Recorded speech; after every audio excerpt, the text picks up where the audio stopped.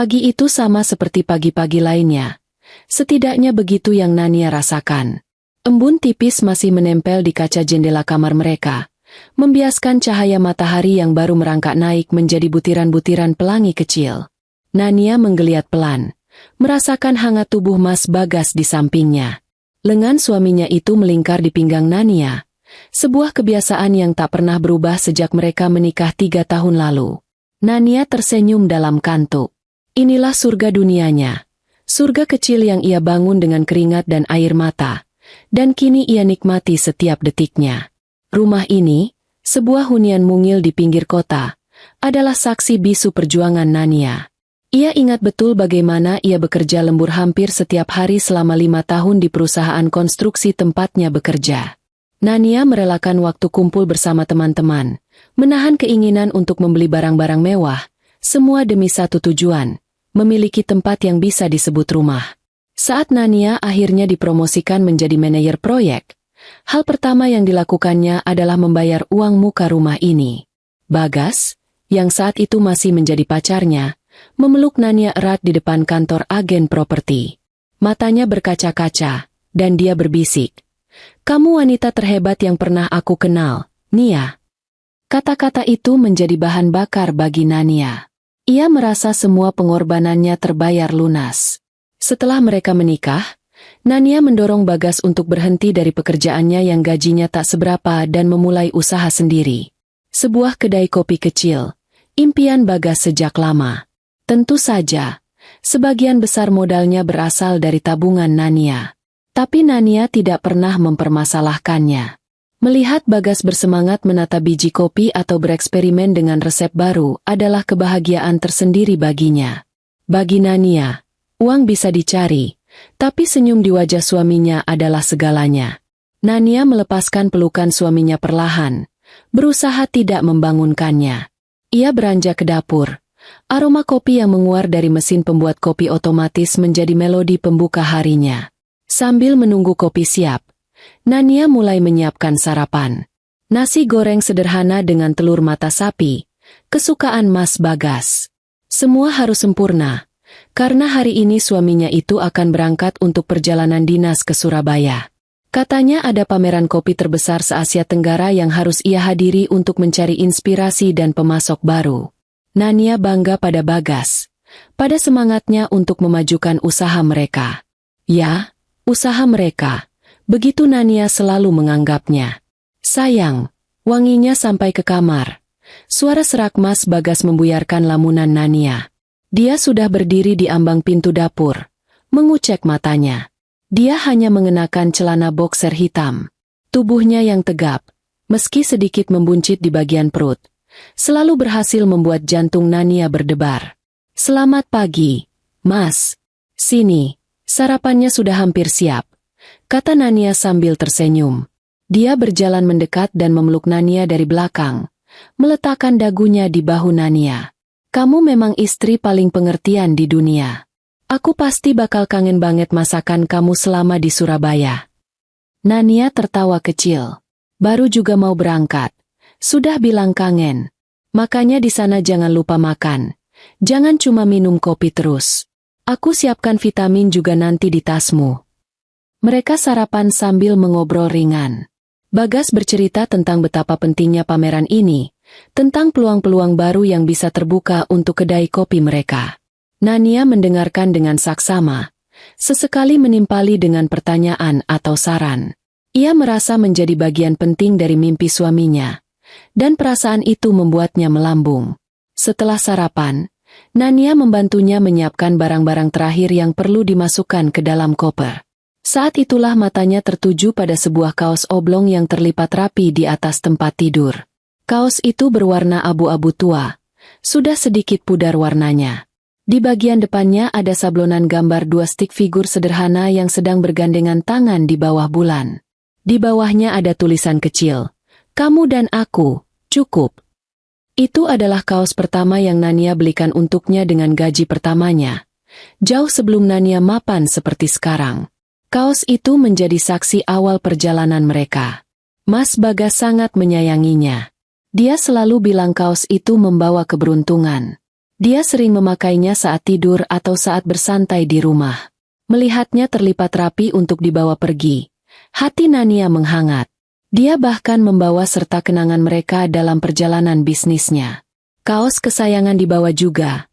Tanya Nania sambil melipat kemeja Bagas. Dia menoleh dan tersenyum. Tentu saja. Ini jimat keberuntunganku. Kalau pakai ini, aku selalu merasa kamu ada di dekatku. Nania mendekat dan merapikan kerah kemeja yang akan Bagas kenakan. 3 hari saja ya, Mas. Jangan nambah-nambah.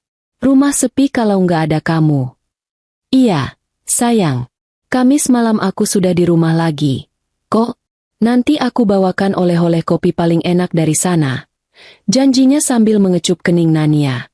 Selain Mas Bagas, ada satu orang lagi yang sangat berarti dalam hidup Nania. Ranti. Sahabatnya sejak mereka sama-sama merantau ke kota ini. Mereka pernah berbagi kamar kos sempit, berbagi mie instan di akhir bulan, dan berbagi mimpi tentang masa depan yang lebih baik. Nasib Nania ternyata lebih beruntung. Karirnya menanjak, sementara Ranti masih sering berpindah-pindah pekerjaan. Setahun terakhir ini, dia bilang sedang tidak bekerja dan fokus mencari lowongan yang lebih baik. Nania tahu betul bagaimana rasanya tidak punya uang. Maka dari itu, tanpa diminta pun Nania sering membantunya. Ia yang membayarkan uang sewa kos Ranti setiap bulan. Nania sering mentransfer sejumlah uang untuk biaya makan sahabatnya itu. Saat Ranti bilang butuh laptop untuk melamar kerja secara online, Nania membelikannya yang baru. Nania tidak pernah merasa terbebani. Ranti adalah saudari yang tak sedarah baginya. Membantunya adalah sebuah kewajaran. Mas Bagas pun sangat mendukung keputusan Nania untuk membantu Ranti. Dia selalu berkata, "Kamu baik sekali, Nia. Rezekimu lancar juga karena kamu gak pernah pelit sama orang lain, terutama sahabatmu sendiri." Dia juga akrab dengan Ranti. Mereka sering bercanda bersama saat Ranti main ke rumah. Terkadang, saat Nania sibuk dengan pekerjaan, Mas Bagas yang mengantarkan makanan atau barang ke kos Ranti.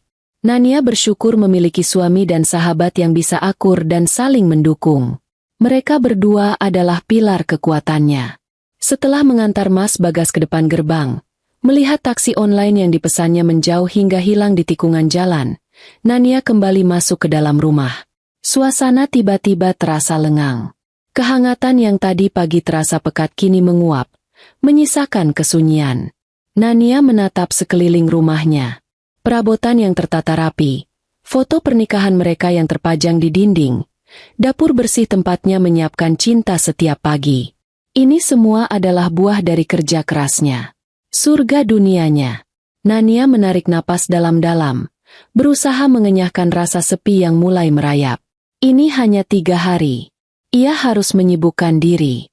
Nania pun bergegas bersiap ganti untuk berangkat ke kantor.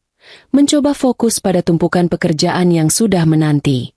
Ia tidak tahu bahwa surga yang dibanggakannya ini, fondasinya ternyata dibangun di atas kebohongan yang paling busuk, dan sebentar lagi akan runtuh berkeping-keping. Hari pertama tanpa Mas Bagas terasa berjalan sangat lambat. Di kantor, Nania mencoba menenggelamkan diri dalam tumpukan dokumen dan rapat-rapat yang tak ada habisnya. Biasanya, sesibuk apapun, ia akan menemukan pesan singkat dari Bagas di sela-sela waktu. Sekadar bertanya, "Sudah makan siang?" Atau mengirim foto konyol untuk membuatnya tertawa. Tapi hari ini, ponsel Nania hening. Hingga jam makan siang tiba, tak ada satupun notifikasi darinya. Nania mencoba berpikir positif. Mungkin Bagas sangat sibuk di pameran. Mungkin sinyal di sana buruk. Ia mengambil ponselnya dan memutuskan untuk meneleponnya lebih dulu. Panggilan pertamanya langsung dialihkan ke pesan suara. Nania mengerutkan kening. Tidak biasanya seperti ini. Ia mencoba lagi. Kali ini nada sambung berbunyi beberapa kali sebelum akhirnya dimatikan. Tak lama kemudian, sebuah pesan masuk. "Maaf sayang, lagi di tengah presentasi penting. Nanti Mas telepon balik ya. I love you."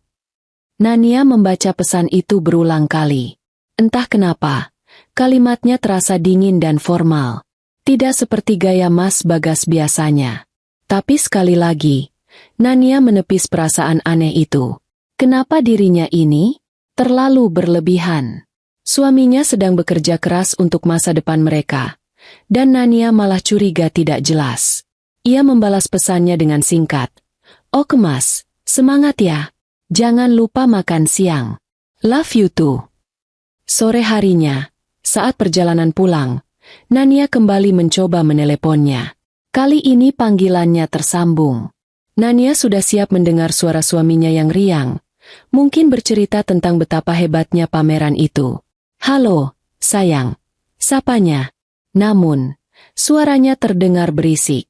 Banyak suara orang lain di latar belakang. "Halo, Mas. Lagi di mana? Kok ramai sekali?" tanya Nania, sedikit berteriak agar suaranya terdengar. "Masih di pameran. Ini baru selesai sesi terakhir. Ramai banget. Nia, kamu nggak akan percaya. Aku ketemu banyak banget pemilik kedai kopi terkenal." Jawabnya dengan nada antusias yang dibuat-buat. Setidaknya, begitulah yang Nania dengar. Ada sesuatu yang janggal dalam intonasinya. "Wah, bagus dong. Dapat banyak kenalan baru. Ya? Sudah makan?" Sudah tadi. Ini mau langsung balik ke hotel. Mau istirahat. Capek banget. Besok pagi-pagi sudah harus ke sana lagi." "Oh, ya sudah. Istirahat yang cukup ya, Mas. Jangan sampai sakit." "Iya, sayang. Kamu juga. Sudah dulu ya. Ini sinyalnya putus-putus. Nanti malam aku telepon lagi sebelum tidur." Dah. Panggilan itu berakhir begitu saja. Begitu cepat. Nania duduk terdiam di dalam mobil, menatap jalanan macet di depannya. Perasaan tidak enak itu kembali datang. Kali ini lebih kuat. Ada yang salah. Instingnya berteriak. Tapi logikanya berusaha membungkamnya. Dirinya ini hanya lelah dan kesepian. Itu saja. Sesampainya di rumah, kesunyian menyambut Nania seperti tamparan. Ia menyalakan semua lampu, berharap terang bisa mengusir resah di hatinya. Ia memasak makan malam hanya untuk dirinya sendiri, sesuatu yang jarang sekali dilakukannya. Biasanya, ia akan makan bersama Mas Bagas, atau jika suaminya itu pulang telat, Nania akan menunggunya. Makan sendirian di meja makan yang besar terasa sangat menyedihkan. Untuk mengusir sepi, Nania memutuskan untuk menelepon Ranti. Ia ingin mendengar suara sahabatnya, mungkin berkeluh kesah sedikit tentang perasaannya yang tidak karuan. "Halo, Ran. Lagi ngapain?" sapanya saat panggilan tersambung. Nia. Nggak lagi ngapa-ngapain. Nih, cuma nonton TV di kos." "Kenapa? Tumben telepon malam-malam." Jawab Ranti. Suaranya terdengar ceria seperti biasa. "Nggak apa-apa. Lagi gabut aja di rumah. Mas Bagas kan lagi ke Surabaya. Jadi sepi banget." "Oh iya, dia jadi berangkat ya? Bagus deh. Biar usahanya makin maju. Kamu jangan sedih gitu. Anggap aja lagi me time. Kapan lagi coba bisa nonton drama Korea sepuasnya tanpa diganggu?" Gurau Ranti. Nania tertawa kecil. Ranti selalu tahu cara menghiburnya. "Bisa aja kamu." Ran, besok kamu ada acara nggak?" Besok? Kayaknya nggak ada.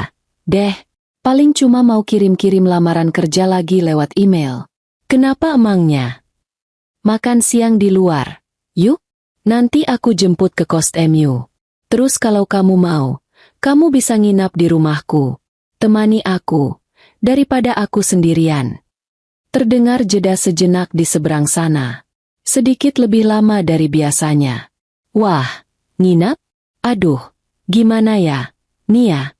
Bukannya aku nggak mau, tapi kamar kosku lagi berantakan banget. Aku malu kalau kamu lihat. Makan siang aja gimana?" Suara Ranti terdengar sedikit gugup. "Ya ampun, Ran.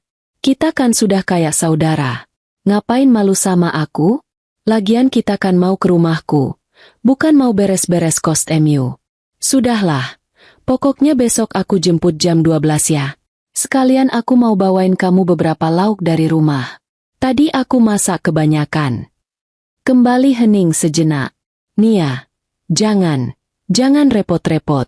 Aku nggak enak sama kamu. Kamu kan capek kerja. Besok makan di luar aja, ya? Soal nginapnya, lain kali aja, janji. Ranti terdengar memaksa, menolak tawaran Nania dengan cara yang tidak seperti biasanya. Biasanya, dia akan langsung setuju dengan antusias. Kok kamu aneh, sih? Ya sudah kalau nggak mau nginap. Tapi aku tetap mau mampir ke kos MU. Ada sesuatu yang mau aku kasih langsung ke kamu. Sudah lama mau ku kasih. Tapi lupa terus. Pokoknya besok siang aku ke sana. Titik. Putus Nania akhirnya. Merasa sedikit kesal dengan penolakan sahabatnya yang tidak jelas. Ya sudah kalau kamu maksa. Jam 12. Ya? Ok deh. Aku tunggu. Jawab Ranti pasrah. Setelah panggilan itu berakhir, perasaan Nania menjadi semakin tidak karuan. Penolakan Ranti terasa aneh. Firasat buruknya semakin menjadi-jadi. Apa yang mereka sembunyikan? Kenapa Ranti terdengar begitu panik saat Nania bilang mau datang ke kosnya? Malam itu, Nania menunggu telepon dari Mas Bagas seperti yang ia janjikan. Jam 10, jam 11, hingga tengah malam, ponselnya tetap diam. Nania mengiriminya beberapa pesan, menanyakan apakah dia sudah tidur. Semua pesan itu hanya terkirim, centang satu. Mungkin dia ketiduran karena kelelahan. Nania mencoba meyakinkan dirinya sendiri. Ia mematikan lampu kamar dan mencoba untuk tidur. Namun matanya tak mau terpejam. Pikirannya melayang kemana-mana, merangkai serpihan-serpihan kejanggalan yang terjadi seharian ini. Panggilan telepon yang singkat, pesan yang dingin, penolakan Ranti yang aneh. Semua terasa saling terhubung, membentuk sebuah pola mengerikan yang tak berani ia bayangkan. Pagi harinya, Nania terbangun dengan kepala pusing karena kurang tidur. Ia memeriksa ponsel, berharap ada pesan atau panggilan tak terjawab dari Mas Bagas. Nil, hanya ada pesan selamat pagi dari grup kantor. Rasa cemas mulai menggerogoti logikanya. Ada dorongan kuat untuk memesan tiket pesawat dan menyusulnya ke Surabaya, untuk memastikan semuanya baik-baik saja. Tapi Nania menahannya. Ia akan terlihat seperti istri gila yang posesif. Nania berangkat kerja dengan perasaan hampa. Sepanjang pagi, ia tidak bisa fokus. Pikirannya terus tertuju pada Mas Bagas dan Ranti. Jam makan siang akhirnya tiba. Inilah saatnya. Nania akan datang ke kos Ranti. Ia akan melihat dengan matanya sendiri bahwa semua kecurigaannya ini hanyalah omong kosong, buah dari imajinasinya yang terlalu liar. Nania membawa sebuah tas berisi beberapa baju dan barang lain yang sudah tak terpakai. Barang yang rencananya akan diberikannya pada Ranti. Itu menjadi alibinya. Ya, ia butuh alibi, bahkan untuk mengunjungi sahabatnya sendiri. Betapa kacaunya pikiran Nania saat itu. Perjalanan menuju kos Ranti terasa seperti perjalanan terpanjang dalam hidup Nania. Jantungnya berdebar kencang. Tangannya yang memegang kemudi terasa dingin dan berkeringat. Nania memarkir mobilnya agak jauh dari kos sahabatnya itu, lalu berjalan kaki. Dari kejauhan, ia bisa melihat bangunan 2 lantai dengan cat yang sudah kusam itu. Kos Ranti ada di lantai bawah, kamar nomor 7. Semakin dekat Nania melangkah, semakin berat napasnya. Ia berhenti sejenak di depan pintu kamar Ranti yang berwarna coklat tua. Nania menarik napas dalam-dalam, mencoba menenangkan debaran di dadanya. Ini Ranti, sahabatnya. Tidak mungkin ada hal buruk di dalam sana. Nania hanya paranoid. Ia mengangkat tangan, bersiap untuk mengetuk. Namun, sebelum buku jarinya menyentuh permukaan kayu itu, Nania menyadari sesuatu. Pintunya tidak tertutup rapat. Ada celah kecil yang terbuka, cukup untuk mengintip ke dalam. Didorong oleh rasa penasaran yang tak tertahankan, Nania mendekatkan matanya ke celah itu. Dan saat itulah, dunianya berhenti berputar. Waktu seakan berhenti. Detik-detik yang tadinya berlari kini merangkak, meregang menjadi keabadian yang menyiksa. Di celah pintu yang sempit itu, Nania melihat sebuah pemandangan yang seharusnya tidak ada, sebuah realitas alternatif yang merobek logika dan meremukan hatinya.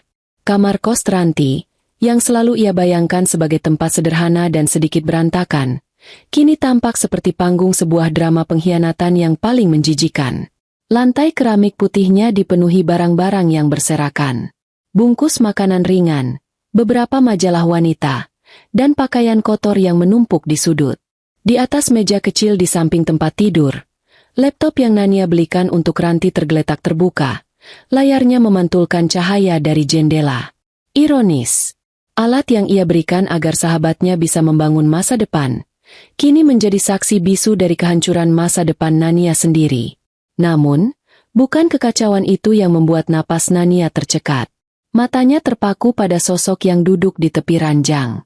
Ranti, sahabatnya. Ia tampak begitu santai. Punggungnya sedikit membungkuk saat ia menatap layar ponsel di tangannya. Rambutnya yang panjang tergerai acak-acakan, khas orang yang baru bangun tidur di siang hari. Dan ia mengenakan sesuatu yang membuat darah Nania serasa membeku di pembuluh darahnya. Sebuah kaos oblong berwarna abu-abu tua. Pikiran Nania langsung menyangkal. Tidak mungkin. Itu hanya kaos abu-abu biasa. Banyak sekali kaos seperti itu di dunia ini. Sebuah kebetulan yang konyol. Tapi kemudian, Ranti sedikit menggeser posisi duduknya, membuat bagian depan kaos itu terlihat lebih jelas di antara celah pintu.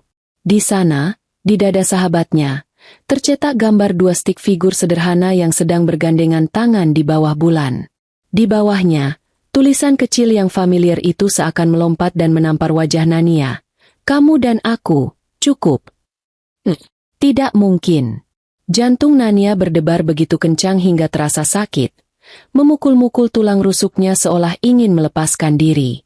Kaos itu adalah kaos keberuntungan Bagas.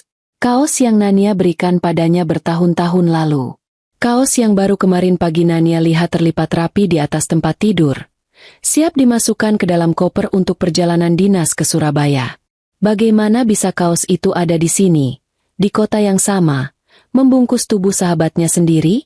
1000 kemungkinan yang mustahil berkelebat di benak Nania. Apa mungkin Mas Bagas menitipkannya pada Ranti sebelum berangkat? Untuk apa? Apa mungkin Ranti meminjamnya? Kenapa harus kaos kesayangan suaminya?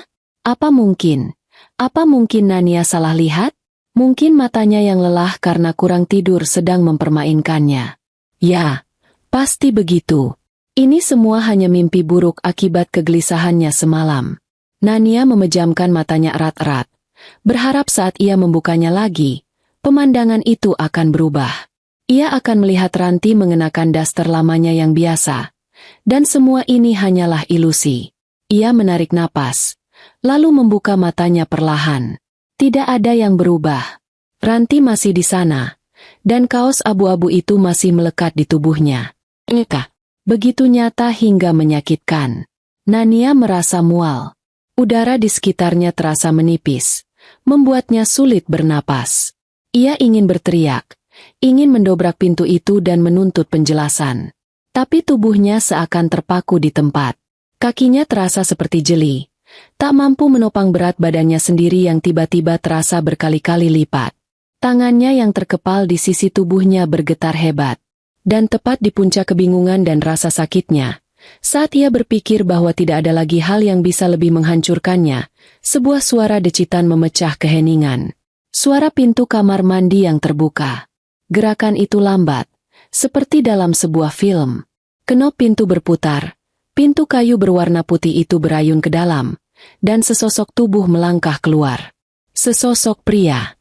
Nania menahan napas. Dari sudut pandangnya yang terbatas, ia hanya bisa melihat bahu yang tegap dan rambut yang basah acak-acakan. Pria itu mengusap wajahnya dengan handuk kecil berwarna putih yang tersampir di lehernya. Lalu, pria itu berbalik, berjalan beberapa langkah menuju tempat tidur, dan seluruh dunianya runtuh. Seluruh surga yang ia bangun dengan susah payah hancur lebur menjadi debu dalam 1 detik. Itu Bagas, suaminya. Pria yang seharusnya berada ratusan kilometer jauhnya di Surabaya, menghadiri pameran kopi untuk masa depan mereka. Kini berdiri di kamar kos sahabatnya, hanya mengenakan celana kolor hitam. Celana kolor yang sama yang Nania lihat tadi pagi. Tubuh bagian atasnya telanjang. Tetesan air dari rambutnya yang basah mengalir turun ke dada dan perutnya. Ia tampak begitu nyaman, Begitu terbiasa dengan ruangan itu, seolah itu adalah rumahnya sendiri. Waktu benar-benar berhenti. Suara klakson mobil dari jalanan di luar lenyap. Suara anak-anak yang bermain di lorong kos sirna. Satu-satunya suara yang bisa Nania dengar adalah deru darah di telinganya sendiri, keras dan memekakan. Ranti mendongak dari ponselnya saat mendengar langkah kaki Bagas. Ia tersenyum, senyum manja yang belum pernah Nania lihat sebelumnya. Lama banget, sih, mandinya, kata Ranti dengan nada merajuk yang dibuat-buat. Bagas tertawa kecil. Sebuah tawa renyah yang biasanya hanya ia perlihatkan pada Nania. Sabar dong, sayang. Antre. Sayang. Panggilan itu. Panggilan yang seharusnya hanya menjadi milik Nania, kini dengan mudahnya meluncur dari bibir suaminya untuk wanita lain. Untuk sahabatnya sendiri. Kata itu menghantam Nania seperti sebuah bogem mentah. Membuatnya terhuyung ke belakang dan punggungnya menabrak dinding koridor yang dingin.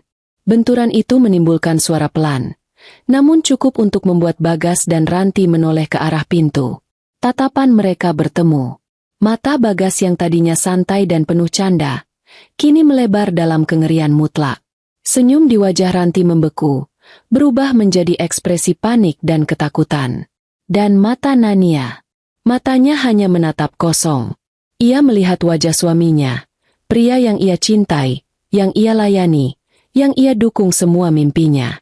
Lalu ia melihat wajah sahabatnya, wanita yang ia tolong, yang ia anggap sebagai saudarinya sendiri. Mereka berdua berdiri di sana, di dalam kamar kos sempit yang dibiayai oleh uang hasil kerja keras Nania. Suaminya setengah telanjang, dan sahabatnya memakai kaos paling berharga milik suaminya. Tidak ada lagi penyangkalan. Tidak ada lagi ruang untuk keraguan. Semua kejanggalan selama 2 hari terakhir, panggilan telepon yang singkat, pesan yang dingin, kepanikan Ranti di telepon, semua kini masuk akal. Semuanya adalah bagian dari sebuah kebohongan besar yang telah mereka rajut dengan begitu rapi di belakang punggungnya. Nania tidak merasakan apa-apa selain kehampaan yang luar biasa. Rasa sakitnya begitu besar hingga ia tidak bisa merasakannya lagi. Ia hanya berdiri di sana, di ambang pintu kamar nomor 7, menatap pemandangan neraka yang diciptakan oleh 2 orang yang paling ia percaya di dunia. Dunianya telah berakhir. Kehampaan itu hanya berlangsung sesaat. Sepersekian detik yang terasa seperti keabadian. Setelah itu, sesuatu yang lain mengambil alih. Sesuatu yang panas, liar, dan begitu kuat hingga membakar habis semua kesedihan dan keterkejutan. Amarah. Amarah murni yang belum pernah Nania rasakan seumur hidupnya. Tas berisi pakaian yang tadi dibawanya sebagai alibi jatuh dari genggamannya. Isinya tumpah ruah di lantai koridor yang kotor. Suara jatuhnya tas itu seakan menjadi peluit dimulainya sebuah perang. Nania mendorong pintu kamar itu dengan sekuat tenaga, membuatnya terbanting menghantam dinding. Suara debam yang keras itu membuat Bagas dan Ranti tersentak kaget dari kelumpuhan mereka. Jadi ini, suara Nania keluar sebagai desisan serak yang penuh racun. Jadi ini, dinas luar kota MU? Ini, presentasi penting MU. Nania melangkah masuk ke dalam kamar. Matanya menyala-nyala menatap Bagas. Ia tidak lagi melihat pria yang ia cintai. Yang ia lihat hanyalah seorang pengecut, pembohong, dan pengkhianat. Nia, aku, ini nggak seperti yang kamu lihat. Gagap Bagas. Panik. Ia secara refleks mencoba menutupi tubuhnya yang setengah telanjang dengan handuk kecil di lehernya. Sebuah gerakan yang sia-sia dan menyedihkan. Tidak seperti yang aku lihat. Nania tertawa. Tawa yang terdengar mengerikan. Tanpa kegembiraan sama sekali. Mataku masih berfungsi dengan baik. Bagas. Aku melihat suamiku, yang seharusnya ada di Surabaya, keluar dari kamar mandi di kos sahabatku hanya dengan memakai celana kolor. Dan aku melihat sahabatku. Nania memalingkan tatapannya yang tajam ke arah Ranti yang kini gemetar di tepi ranjang. Memakai kaos suamiku. Kaos hadiah dariku. Apalagi yang perlu kujelaskan dari pemandangan ini? Ranti menunduk. Tak berani menatap mata Nania. Ia menarik selimut untuk menutupi tubuhnya. Seolah-olah kain itu bisa menyembunyikan perbuatannya yang hina. Nia, maafin aku bisa jelaskan. cicitnya dengan suara bergetar. Jelaskan, teriak Nania. Suaranya menggema di ruangan sempit itu. Kamu mau jelaskan apa, Ranti? Mau jelaskan bagaimana rasanya tidur dengan suami sahabatmu sendiri? Mau jelaskan bagaimana rasanya memakai kaosnya setelah kalian? Setelah kalian berbuat apa di sini? Hah! Nania maju selangkah. Amarah memberinya kekuatan. Ia menunjuk wajah Ranti dengan jari telunjuk yang gemetar. Aku yang membayar sewa kos ini. Aku yang memberimu uang makan setiap bulan saat kamu bilang kamu tidak punya uang. Aku yang membelikan laptop itu supaya kamu bisa mencari kerja. Dan ini balasanmu? Kamu mengubah tempat yang kubayarkan ini menjadi sarang perzinahan kalian. Air mata mulai mengalir di pipi Nania. Tapi itu bukan air mata kesedihan. Itu adalah air mata kemarahan. Setiap kata yang ia ucapkan terasa seperti pecahan kaca yang keluar dari tenggorokannya. Dan kamu, Bagas. Nania kembali menghadap suaminya. Uang untuk modal kedai kopimu. Dari siapa? Cicilan mobil yang kamu pakai setiap hari. Siapa yang bayar? Kamu bilang kamu mau memajukan usaha kita. Tapi ternyata uang hasil kerjaku kamu pakai untuk bersenang-senang dengan perempuan ini di belakangku. Nia, tolong, dengarkan aku dulu. Mohon Bagas, mencoba mendekat. Ini semua salah paham. Aku dan Ranti tidak ada apa-apa. Aku kesini karena... Karena apa? Potong Nania dengan cepat. Karena mobilmu mogok di depan kosnya? Karena kamu tiba-tiba rindu masakan mie instan buatan sahabatku? Jangan anggap aku bodoh, Bagas. Kemarahan Nania mencapai puncaknya. Ia melihat kaos abu-abu yang menempel di tubuh Ranti. Kaos itu, simbol cinta dan perjalanan mereka, kini telah ternoda. Tanpa berpikir panjang, Nania menerjang ke arah Ranti. Ia mencengkeram kerah kaos itu dengan kedua tangannya. Lepas, desis Nania. Lepas kaos ini. Kamu tidak pantas memakainya. Ini milikku. Semua ini milikku. Ranti menjerit ketakutan. Bagas segera bergerak untuk memisahkan mereka. Ia memegang lengan Nania, mencoba menariknya menjauh. Nia, sudah, jangan begini. Kamu menyakitinya. Aku menyakitinya? Nania melepaskan cengkeramannya pada kaos Ranti dan berbalik menghadap Bagas. Ia menatap tangan suaminya yang memegangi lengannya. Tangan yang sama yang biasa memeluknya, kini melindunginya selingkuhannya. Itu adalah batasnya. Plak! Sebuah tamparan keras mendarat di pipi Bagas. Begitu keras hingga meninggalkan bekas merah seketika. Bagas tertegun. Tangannya terlepas dari lengan Nania. Jangan pernah sentuh aku lagi dengan tangan kotormu, kata Nania dengan suara dingin dan datar. Semua amarah yang meledak-ledak tadi kini berubah menjadi ketenangan yang menakutkan.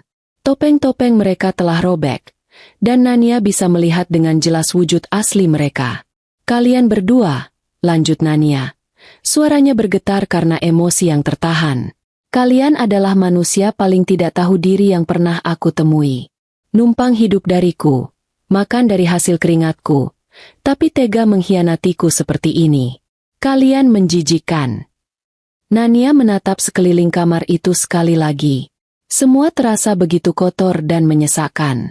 Ia tidak sanggup lagi berada di sana. Ia tidak sanggup lagi melihat wajah mereka. Tanpa berkata apa-apa lagi, Nania berbalik badan dan berjalan keluar dari neraka itu. Ia melangkahi pakaian-pakaian yang tadi ia bawa untuk Ranti. Meninggalkannya berserakan di lantai seperti sisa-sisa kebaikannya yang telah diinjak-injak. Ia berjalan menyusuri koridor kos dengan langkah mantap, mengabaikan tatapan beberapa penghuni kos lain yang keluar karena mendengar keributan. Ia tidak peduli. Dunianya sudah hancur. Tidak ada lagi yang perlu ia pedulikan. Ia terus berjalan, masuk ke dalam mobilnya, dan membanting pintu. Tangannya gemetar saat memasukkan kunci. Untuk beberapa saat, ia hanya duduk diam di belakang kemudi, menatap kosong ke depan. Kemudian, ia menyalakan mesin mobil dan melaju pergi, meninggalkan tempat itu, meninggalkan mereka berdua, meninggalkan 13 tahun hidupnya yang ternyata penuh dengan kebohongan. Ia tidak tahu harus pergi kemana. Yang ia tahu hanyalah ia harus pergi sejauh mungkin dari neraka itu. Nania tidak ingat persis bagaimana ia bisa sampai di rumah. Perjalanan dari kos Ranti adalah sebuah kabut buram yang dipenuhi klakson mobil yang samar dan lampu jalanan yang meleleh menjadi garis-garis panjang di balik air matanya yang tak henti mengalir. Ia mengemudi seperti robot. Tangannya mencengkeram kemudi dengan begitu erat hingga buku-buku jarinya memutih. Kakinya menekan pedal gas dan rem secara mekanis, namun pikirannya berada di tempat lain. Pikirannya terjebak di kamar sempit nomor 7. Terus-menerus memutar ulang adegan neraka itu seperti kaset rusak. Wajah panik Bagas. Senyum Ranti yang membeku. Kaos abu-abu yang ternoda. Semua itu berputar tanpa henti. Setiap putaran terasa lebih menyakitkan dari sebelumnya. Ia memarkir mobil di garasi dengan asal-asalan. Bahkan tidak peduli jika posisinya sedikit miring. Ia mematikan mesin, namun tetap duduk di dalam mobil selama beberapa menit. Keheningan di dalam garasi terasa memekakan. Hanya diisi oleh suara isak tangisnya yang tertahan. Rumah di hadapannya bukan lagi surga. Bukan lagi tempat berlindung. Kini, rumah itu terasa seperti sebuah museum kebohongan. Setiap batu bata, setiap genting, setiap jendela, seakan mengejek kebodohannya. Dengan sisa tenaga yang ia miliki, Nania membuka pintu mobil dan melangkah keluar. Kakinya gemetar, seolah baru saja menempuh perjalanan ribuan kilometer. Ia membuka pintu depan dan masuk. Udara di dalam rumah terasa pengap dan dingin, padahal di luar cuaca cukup hangat. Aroma kopi dari pagi tadi masih sedikit tercium, kini berbaur dengan aroma parfum Mas Bagas yang tertinggal di udara. Aroma yang dulu sangat ia sukai, yang selalu memberinya rasa nyaman, kini terasa seperti racun yang menyesakkan paru-parunya. Pandangannya menyapu ruang tamu. Di dinding, tergantung sebuah foto pernikahan berukuran besar. Nania dan Bagas tersenyum bahagia, saling berpelukan dalam balutan busana pengantin. Senyum Nania di foto itu begitu tulus. Matanya berbinar penuh cinta dan harapan. Melihatnya sekarang, Nania merasa seperti sedang menatap orang asing. Siapa wanita naif itu? Bagaimana bisa ia tidak melihat kebusukan di balik senyum pria yang memeluknya? Amarah yang tadi sempat mereda kini kembali membakar. Dengan gerakan cepat, Nania berjalan ke arah dinding, menurunkan foto itu dengan kasar, dan membantingnya ke lantai. Suara kaca yang pecah berderai memecah keheningan. Serpihannya tersebar di lantai keramik seperti kristal-kristal air mata. Nania menatap wajahnya sendiri yang terperangkap di balik retakan kaca itu. Terdistorsi dan hancur. Sama seperti hatinya. Ia berjalan sempoyongan menuju kamar tidur mereka. Kamar yang menjadi saksi cinta mereka, kini terasa seperti ruang penyiksaan. Ia bisa melihat lekukan tubuh Bagas di sisi kanan tempat tidur yang belum ia rapikan pagi tadi. Ia bisa mencium aromanya di bantal. Semua ini terlalu berat untuk ditanggung. Nania jatuh berlutut di samping tempat tidur. Dan saat itulah tangisnya pecah. Bukan lagi isakan tertahan, melainkan raungan keputusasaan yang keluar dari lubuk hatinya yang paling dalam. Ia memukul-pukul kasur, meluapkan semua rasa sakit, pengkhianatan, dan kekecewaan yang menghimpit dadanya. Ia menangisi kepercayaannya yang telah dihancurkan. Ia menangisi tahun-tahun hidupnya yang telah ia sia-siakan untuk orang yang salah. Ia menangisi kebaikannya yang telah dimanfaatkan dengan begitu keji oleh suami dan sahabatnya sendiri. Di tengah tangisnya, kenangan-kenangan mulai menyerbu benaknya tanpa ampun. Bukan lagi kenangan indah, melainkan kenangan yang telah diracuni oleh kebenaran yang baru saja terungkap. Ia teringat malam ulang tahunnya 2 bulan lalu. Bagas mengajaknya makan malam romantis di restoran mahal. Bagas memberinya sebuah kalung indah dan berbisik, "Hanya kamu satu-satunya wanita dalam hidupku, Nia." Nania yang bodoh ini menangis haru saat itu. Sekarang, ia menyadari, saat itu pun Bagas mungkin sudah merencanakan pertemuan berikutnya dengan Ranti. Uang yang dipakai untuk makan malam itu, mungkin sebagian adalah uang yang seharusnya ia berikan pada Ranti sebagai bantuan. Ia teringat percakapannya dengan Ranti minggu lalu. Ranti meneleponnya sambil menangis, bercerita bahwa ia merasa sangat putus asa karena belum juga mendapat pekerjaan. Nania, dengan hati seorang sahabat, menenangkannya selama hampir 1 jam. Nania mentransfer sejumlah uang tambahan hari itu juga, sambil berkata, "Jangan sedih, Ran. Aku akan selalu ada untukmu." Sekarang, Nania merasa jijik pada dirinya sendiri. Tangisan Ranti saat itu pasti hanya sebuah sandiwara. Mungkin saja saat meneleponnya, Bagas sedang berbaring di sampingnya, menertawakan kebodohan Nania bersama-sama. Setiap kenangan indah kini memiliki sisi gelap yang mengerikan. Saat Bagas bilang lembur, apakah ia benar-benar di kantor atau di kos Ranti? Saat Ranti membatalkan janji bertemu dengan alasan tidak enak badan, apakah ia sebenarnya sedang bersama Bagas? Jaringan kebohongan mereka begitu rumit, begitu terencana, dan Nania berada tepat di tengah-tengahnya tanpa menyadari apapun. Ia merasa seperti badut yang menari bahagia di atas panggung, sementara penontonnya, suami dan sahabatnya, menertawakannya di belakang panggung. Setelah energinya habis untuk menangis, Nania bangkit dengan tubuh lemas.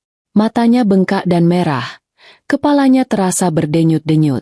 Ia berjalan ke lemari pakaian dan membukanya. Di sana, tergantung rapi kemeja-kemeja dan celana milik Bagas, berjejer dengan gaun dan blus miliknya. Ia menarik keluar satu persatu pakaian suaminya, mencium aromanya, lalu melemparkannya ke lantai. Ia terus melakukannya hingga sisi lemari milik Bagas kosong. Tumpukan pakaian itu menggunung di lantai, tampak seperti bangkai dari sebuah pernikahan yang telah mati. Ponselnya yang tergeletak di atas nakas terus bergetar. Puluhan panggilan tak terjawab dan pesan singkat dari Mas Bagas dan Ranti. Nania mengambil ponsel itu. Ia membaca beberapa pesan pertama dengan tatapan kosong. "Nia, tolong angkat. Ini semua salah paham. Sayang, aku bisa jelaskan. Kita perlu bicara. Nia, aku mohon, jangan begini. Aku minta maaf." Maaf, kata yang begitu murah. Kata yang tidak akan pernah bisa menyembuhkan luka menganga di hatinya. Dengan jari gemetar, Nania memblokir nomor Bagas dan Ranti. Ia tidak mau mendengar suara mereka lagi. Ia tidak mau membaca kebohongan mereka lagi. Malam semakin larut, namun tidur adalah hal yang mustahil. Nania berjalan mondar-mandir di dalam rumahnya yang terasa asing. Dari ruang tamu, ke dapur, lalu kembali ke kamar. Ia seperti hantu di rumahnya sendiri, dihantui oleh kenangan-kenangan palsu. Ia tidak menyalakan televisi atau musik. Ia hanya ingin ditemani oleh kesunyian, karena setidaknya kesunyian itu jujur. Tidak seperti orang-orang yang ia cintai. Saat fajar mulai menyingsing, memancarkan semburat cahaya pucat melalui jendela, Nania sedang duduk di sofa ruang tamu, di antara serpihan kaca dari bingkai foto pernikahan mereka. Ia tidak tidur sedetik pun. Matanya kering, air matanya sudah habis. Rasa sakit yang membakar tadi malam kini telah mendingin, berubah menjadi bongkahan es yang tajam di dalam dadanya. Ia merasa kosong, mati rasa. Tapi di tengah kehampaan itu, sebuah benih perasaan baru mulai tumbuh. Bukan lagi amarah atau kesedihan, melainkan sebuah tekad. Tekad yang dingin dan keras seperti baja. Ia tidak akan membiarkan mereka menghancurkannya. Ia tidak akan tenggelam dalam penderitaan ini. Ia akan bangkit. Tapi sebelum itu, ia harus tahu segalanya. Ia harus tahu sedalam apa lubang kebohongan yang telah mereka gali. Malam terpanjang dalam hidupnya telah berakhir. Dan kini saatnya untuk mencari kebenaran, sepahit apapun itu. Cahaya matahari pagi yang menerobos masuk melalui jendela tidak membawa kehangatan bagi Nania. Cahaya itu justru terasa menusuk matanya yang bengkak dan lelah, menyoroti dengan kejam kekacauan di sekelilingnya. Serpihan kaca di lantai, tumpukan pakaian Bagas yang menggunung, dan kehampaan yang terasa di setiap sudut rumah. Semalam adalah tentang meluapkan emosi, tentang meratapi kehancuran. Hari ini adalah tentang mencari fakta. Nania bangkit dari sofa, tubuhnya terasa kaku dan sakit. Ia berjalan ke kamar mandi, menghindari bayangannya sendiri di cermin. Ia tidak ingin melihat wanita dengan mata bengkak dan tatapan kosong itu. Ia hanya mencuci muka, membiarkan air dingin itu menyadarkannya dari sisa-sisa mimpi buruk semalam. Rasa sakit itu masih ada, berdenyut konstan di dadanya, Tetapi kini ada sesuatu yang lain yang mendorongnya. Sebuah kebutuhan untuk tahu. Sebuah keinginan untuk membongkar semua kebohongan sampai ke akarnya. Ia menyalakan laptopnya di meja makan. Bukan laptop yang biasa ia pakai untuk bekerja, melainkan laptop lama milik mereka berdua. Ia butuh akses ke semua hal yang mereka bagi bersama. Tujuan pertamanya, rekening bank bersama. Rekening yang selama ini gajinya selalu masuk ke sana. Rekening yang ia percayakan sepenuhnya pada Bagas untuk mengelola pengeluaran rumah tangga dan usaha. Dengan tangan yang sedikit gemetar, Nania masuk ke aplikasi internet banking. Ia membuka riwayat transaksi, bukan hanya sebulan terakhir, tapi ia menarik data selama setahun penuh. Matanya menelusuri baris demi baris angka dengan fokus yang tajam. Awalnya semua tampak normal. Pembayaran cicilan mobil, tagihan listrik, belanja bulanan. Tapi kemudian, ia mulai menemukan sebuah pola. Setiap bulan, selalu ada beberapa kali transfer ke nomor rekening yang tidak ia kenali. Jumlahnya bervariasi, terkadang 500.000, terkadang 1 juta. Keterangannya selalu dibuat samar. Biaya operasional, pembelian bahan, servis alat. Nania merasa curiga. Ia menyalin nomor rekening itu dan mencarinya di aplikasi pembayaran digital. Jantungnya seakan berhenti berdetak saat nama pemilik rekening itu muncul di layar. Ranti Ayuningsih. Napas Nania tercekat. Jadi selama ini, bukan hanya uang yang Nania berikan secara pribadi, Bagas juga secara diam-diam mentransfer uang dari rekening bersama mereka ke Ranti. Uang hasil kerja keras Nania. Dengan mudahnya mereka pakai berdua. Nania terus menggulir ke bawah, dan yang ia temukan semakin membuatnya mual. Ada transaksi kartu kredit untuk sebuah kamar hotel di pinggiran kota pada tanggal 15 Juli.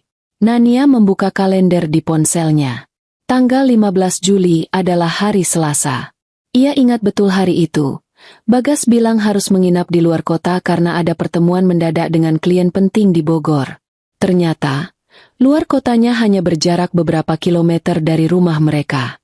Ada lagi pembayaran di sebuah restoran mewah untuk 2 orang pada malam hari di akhir bulan Agustus. Nania ingat malam itu. Ia sedang lembur di kantor untuk menyelesaikan sebuah proyek besar.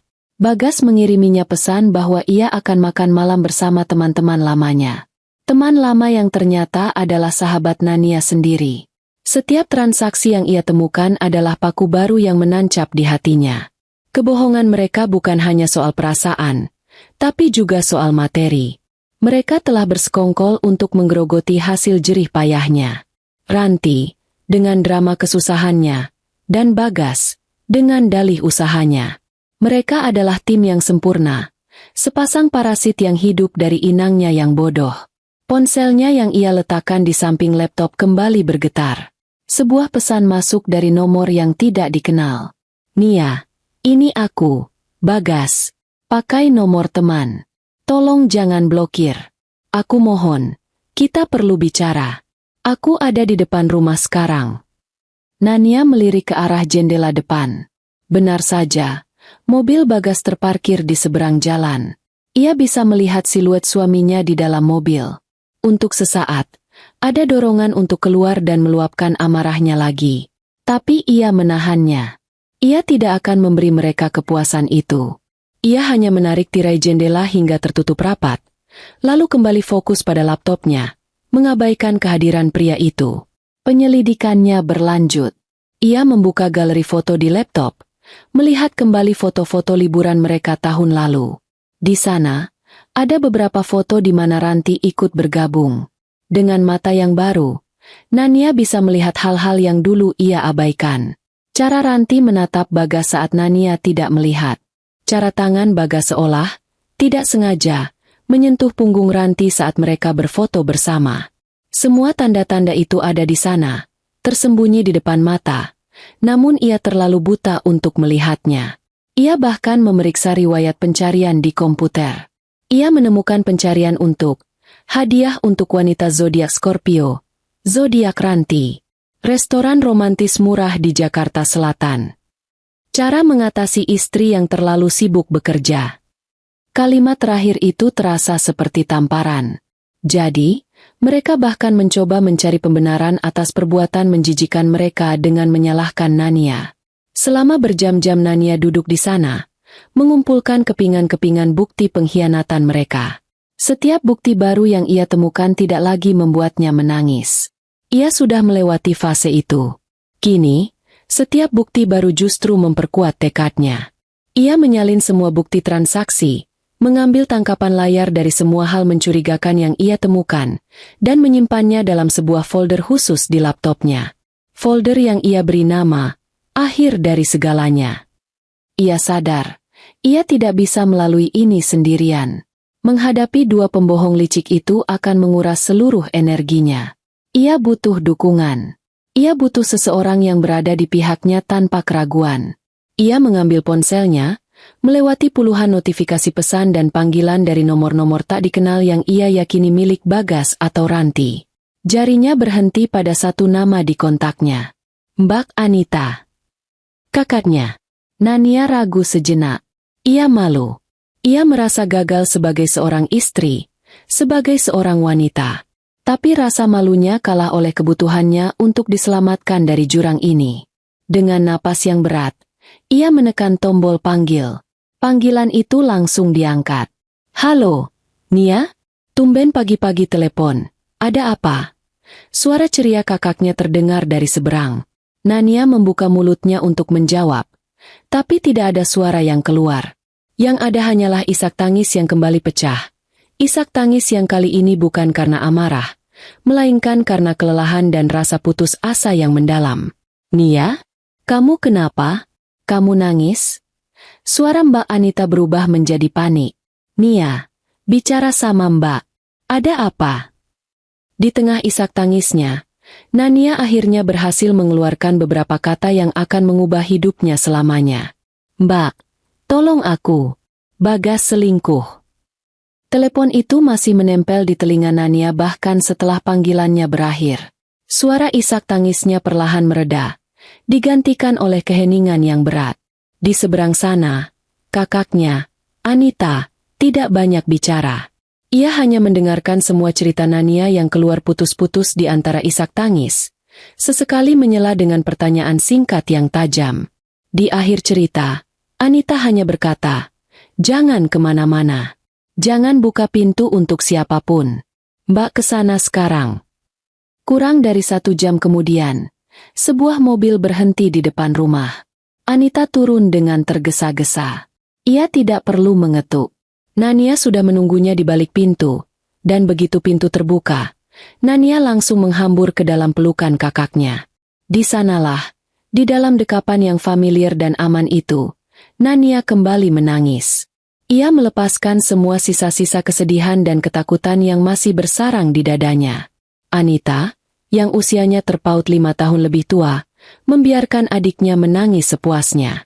Ia mengusap punggung Nania dengan lembut, namun matanya menatap tajam ke sekeliling rumah. Ia melihat bingkai foto yang pecah di lantai, tumpukan pakaian yang menggunung di kamar, dan mata Nania yang bengkak. Amarah yang dingin terlihat jelas di wajahnya. Anita selalu menjadi pelindung Nania sejak mereka kecil, dan melihat adiknya dihancurkan seperti ini menyulut api dalam dirinya. Sudah, kata Anita pelan setelah tangis Nania mereda. Sekarang cuci mukamu. Kita hadapi ini bersama-sama. Kehadiran Anita memberikan kekuatan yang luar biasa bagi Nania. Ia tidak lagi merasa sendirian. Setelah membersihkan wajahnya, Nania duduk di meja makan bersama kakaknya. Ia menunjukkan semua bukti yang telah ia kumpulkan di laptop. Anita melihat semuanya dengan ekspresi mengeras. Setiap bukti transaksi, setiap foto, setiap riwayat pencarian, ia perhatikan dengan saksama. Bajingan, desis Anita pelan. Mereka melakukan ini dengan sangat terencana.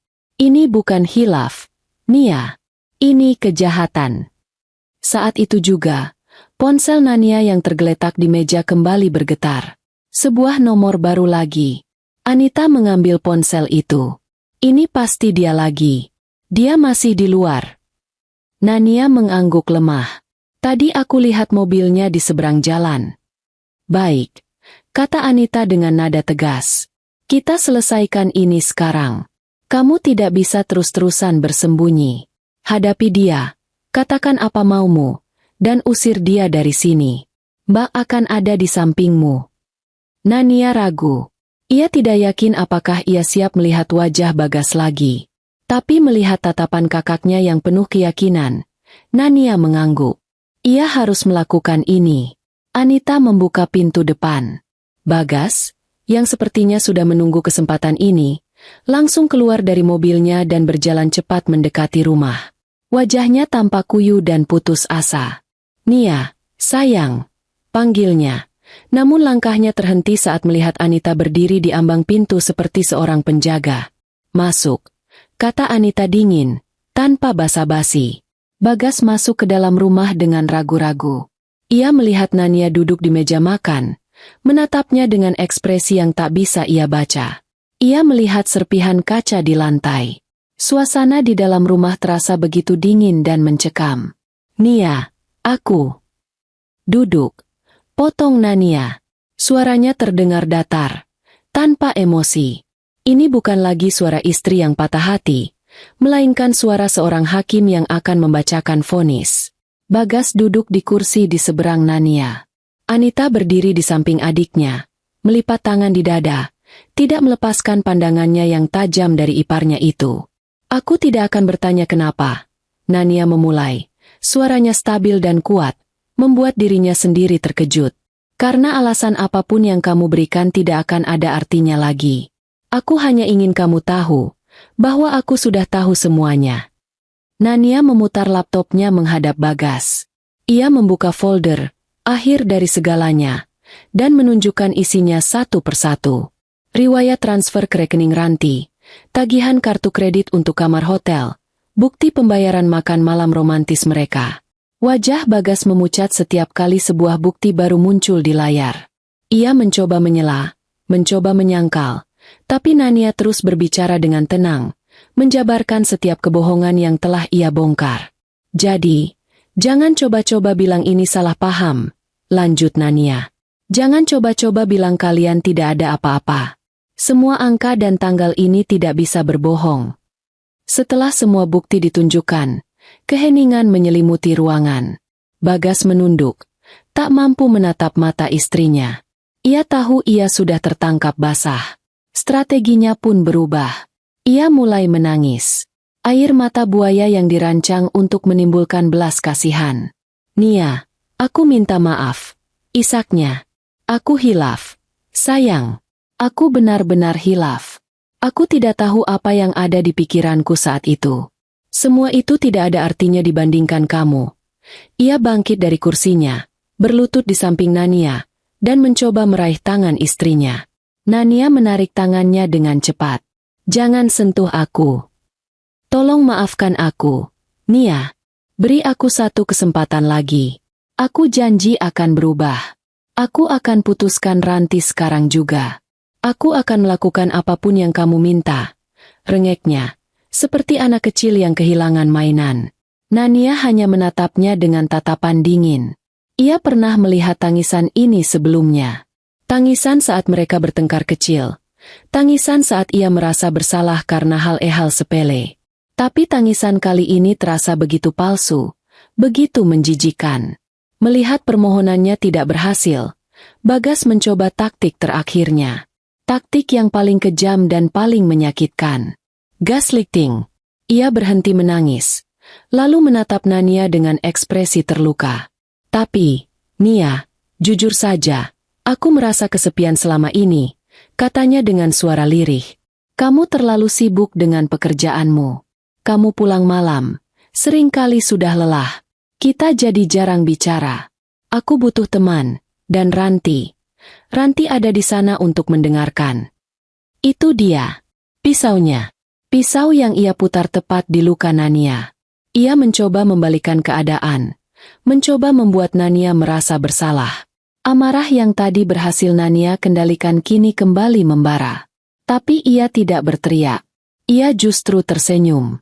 Senyum sinis yang penuh dengan rasa sakit. Jadi ini salahku?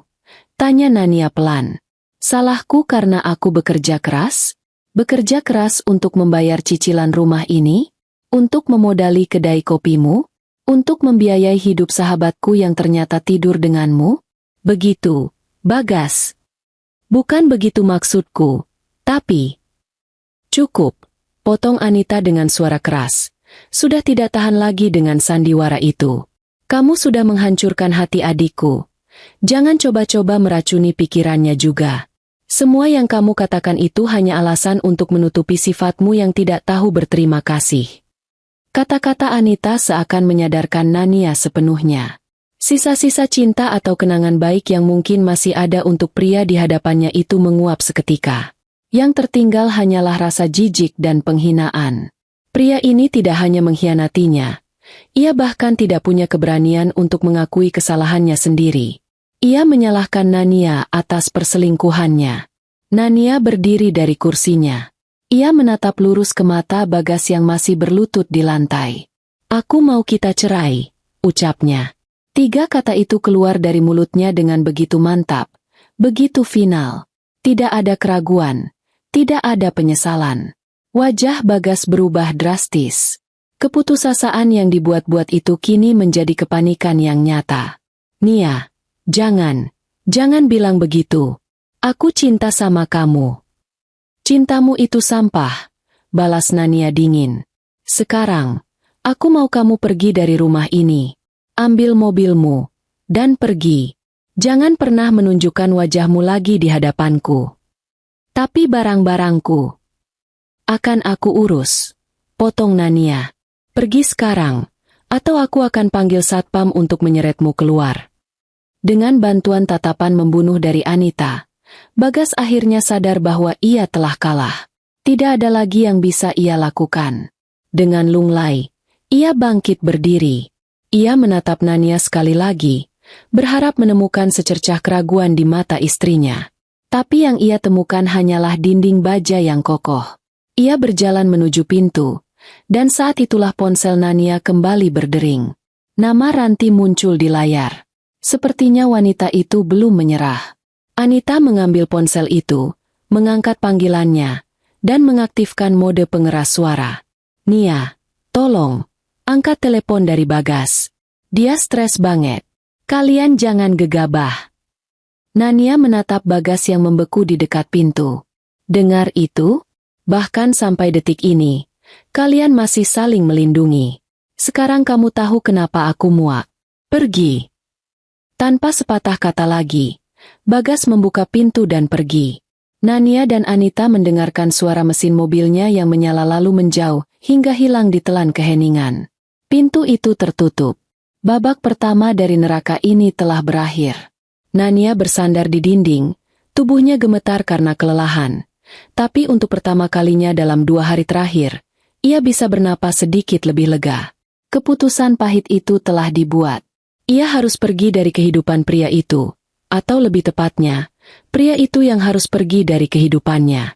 Setelah suara mobil Bagas benar-benar lenyap, keheningan yang tertinggal di dalam rumah terasa berbeda.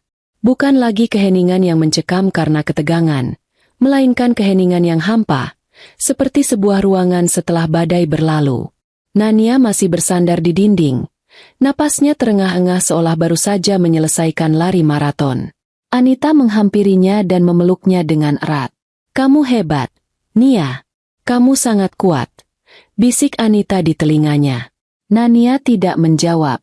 Ia hanya memejamkan mata, menyerap kekuatan dari pelukan kakaknya.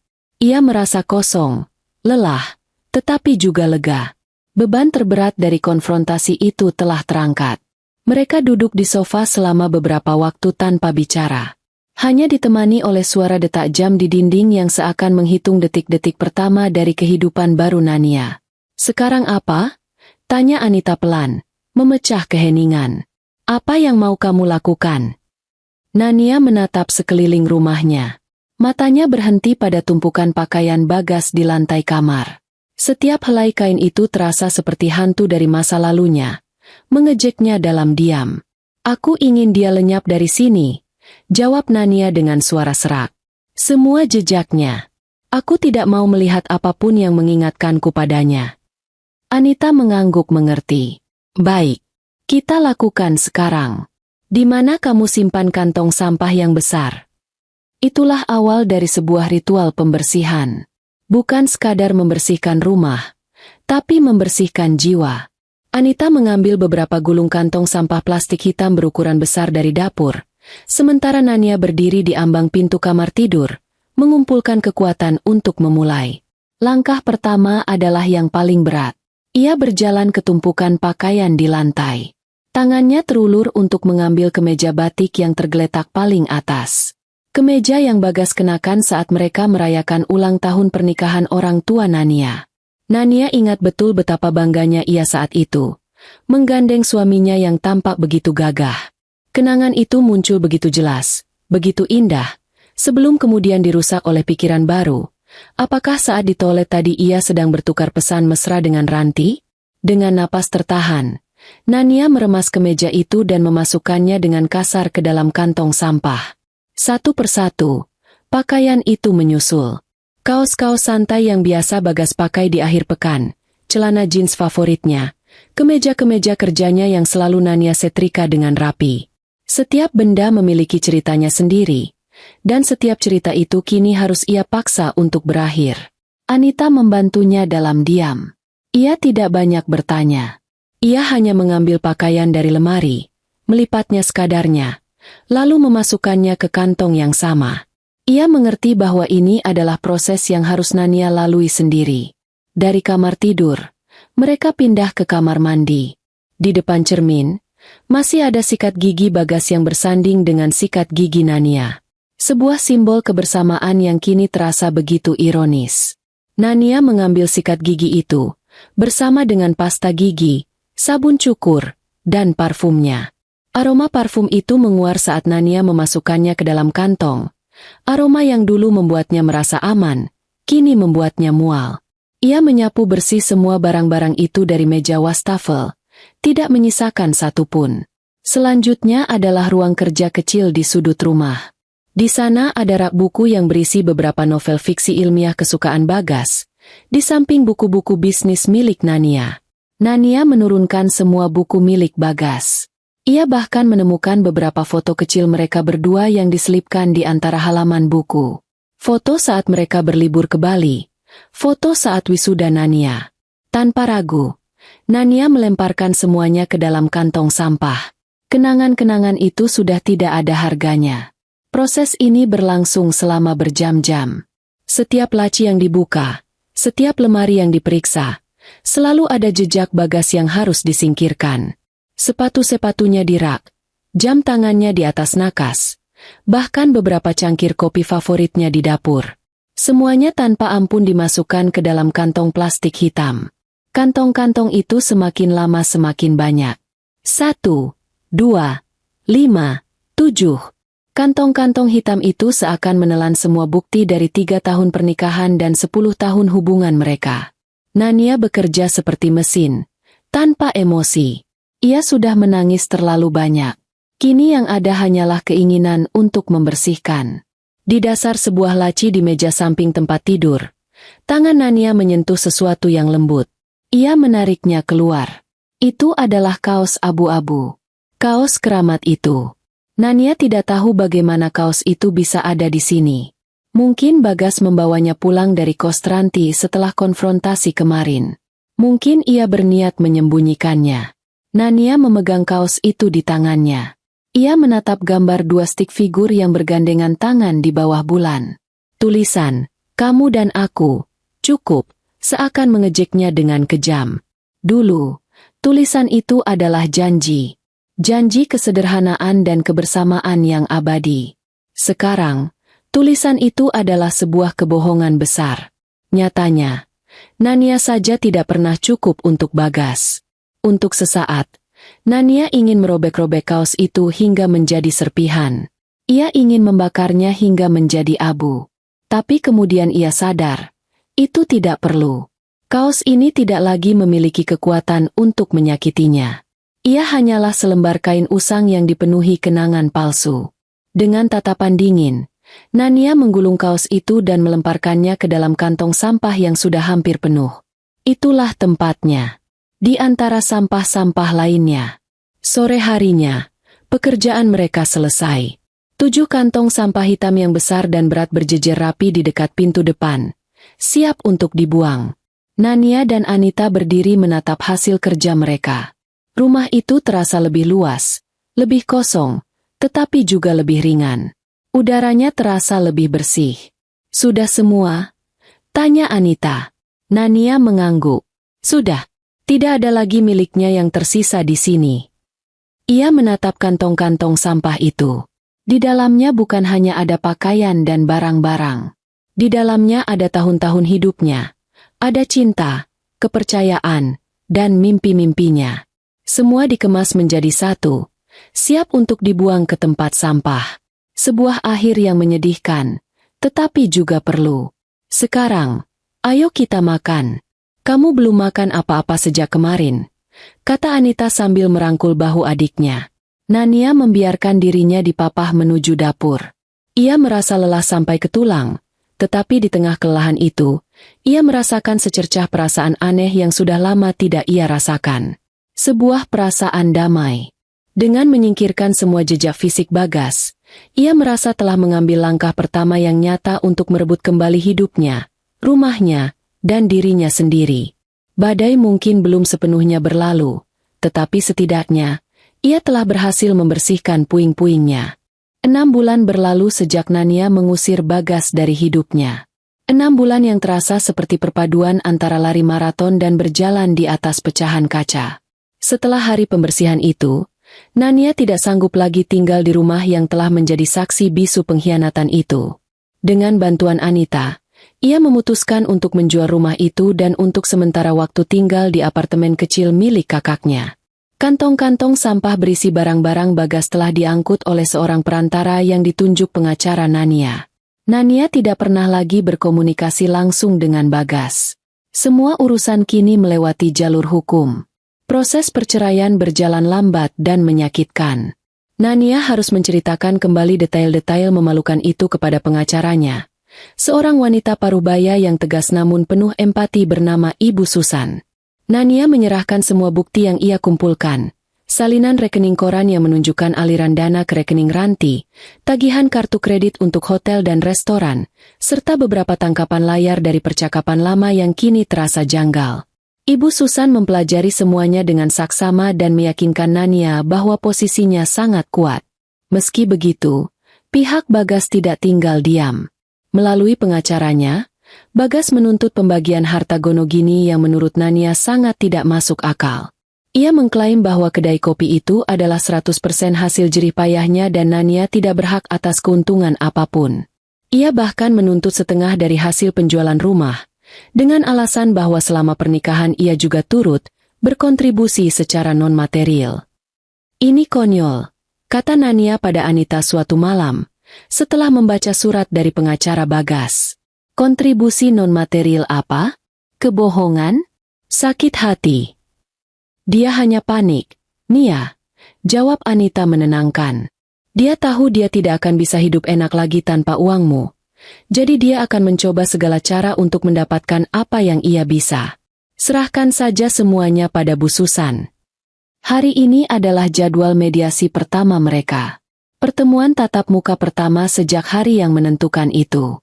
Nania berjalan memasuki ruang mediasi di pengadilan agama dengan jantung berdebar kencang. Anita dan Bu Susan mengapitnya di sisi kanan dan kiri, memberinya kekuatan. Nania mengenakan blus sederhana berwarna biru tua. Warnanya yang solid seakan menjadi perisai bagi kerapuhan hatinya. Di dalam ruangan, Bagas sudah duduk di seberang meja, didampingi pengacaranya. Dan yang membuat darah Nania mendidih, di kursi di belakang Bagas, duduk Ranti. Wanita itu mengenakan pakaian yang lebih bagus dari yang biasa ia pakai. Rambutnya ditata rapi, dan ia membawa sebuah tas tangan yang tampak mahal. Ia ada di sana, di sebuah proses hukum perceraian sahabatnya sendiri, duduk di pihak pria yang telah berselingkuh dengannya. Wajahnya sama sekali tidak menunjukkan rasa bersalah, hanya sebuah ekspresi angkuh yang seolah berkata, "Aku pemenangnya." Wajah tanpa malu. Itulah dua kata yang terlintas di benak Nania. Mediasi berjalan alot. Pengacara Bagas terus-menerus mengungkit kesibukan Nania yang membuat kliennya terlantar. Bagas sendiri lebih banyak diam, sesekali memasang wajah sedih dan teraniaya. Nania, mengikuti instruksi Bu Susan, tetap tenang. Ia tidak terpancing emosi. Saat gilirannya bicara, ia hanya menyatakan dengan tegas apa yang ia inginkan. Saya hanya menuntut apa yang menjadi hak saya, kata Nania dengan suara datar. Rumah itu dibeli dengan uang saya jauh sebelum kami menikah. Usaha kedai kopi itu dibangun dengan modal dari tabungan pribadi saya. Semua buktinya ada. Saya bersedia memberikan sebagian kecil keuntungan dari kedai kopi itu sebagai bentuk pesangon, tapi saya tidak akan memberikan setengahnya. Itu tidak adil. Mediasi berakhir tanpa hasil. Jalan buntu. Mau tidak mau, mereka harus melanjutkannya ke persidangan. Saat Nania dan pihaknya berjalan keluar ruangan, Ranti dengan sengaja berdiri dan menatap Nania. Aku harap kamu bisa menemukan kebahagiaanmu, Nia, katanya dengan suara manis yang dibuat-buat. Nania berhenti melangkah. Ia berbalik dan menatap lurus ke mata wanita yang pernah ia sebut sahabat itu. Kebahagiaan tidak ditemukan dengan cara mencurinya dari orang lain, Ranti, balas Nania dingin, sebelum kemudian melanjutkan langkahnya, meninggalkan Ranti yang terdiam dengan senyum palsu yang memudar di wajahnya. Bulan-bulan berikutnya adalah serangkaian persidangan yang melelahkan. Pengacara Bagas mencoba berbagai cara untuk menyudutkan Nania. Mereka bahkan menghadirkan Ranti sebagai saksi, yang dengan lancar bercerita di bawah sumpah tentang bagaimana Nania adalah istri yang dingin dan tidak perhatian, dan bagaimana Bagas seringkali curhat padanya tentang kesepian yang ia rasakan. Nania mendengarkan semua kebohongan itu dari kursinya. Tangannya terkepal erat di pangkuannya. Rasanya seperti menonton sebuah pertunjukan teater yang absurd dan menyakitkan. Namun, Bu Susan adalah pengacara yang ulung. Ia mematahkan setiap kesaksian palsu itu dengan bukti-bukti yang tak terbantahkan. Ia menunjukkan bukti transfer uang dari Nania ke Ranti, membuktikan bahwa Ranti memiliki motif finansial yang jelas. Ia menunjukkan bukti-bukti perselingkuhan mereka yang membuat klaim, hanya teman curhat, menjadi sebuah lelucon. Hari ini adalah sidang putusan.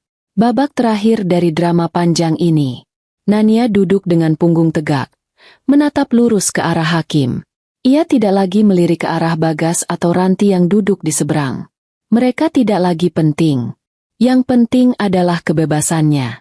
Hakim membacakan pertimbangannya dengan suara yang monoton, merangkum semua kesaksian dan bukti yang telah disajikan selama berbulan-bulan. Nania menahan napas. Ia mendengar hakim menyatakan bahwa bukti perselingkuhan yang diajukan pihak penggugat, Nania, sangat kuat dan meyakinkan. Ia mendengar hakim menyatakan bahwa kontribusi finansial penggugat dalam aset bersama terbukti jauh lebih besar. Lalu, tibalah momen itu. Suara ketukan palu yang terdengar 3 kali. Tok, tok, tok. Mengabulkan gugatan cerai dari pihak penggugat, Saudari Nania Pratiwi. Terhitung sejak hari ini, pernikahan antara penggugat dan tergugat, Saudara Bagas Prasetya, dinyatakan putus karena perceraian. Selesai. Akhirnya selesai. Beban yang selama ini menghimpit pundak Nania seakan terangkat.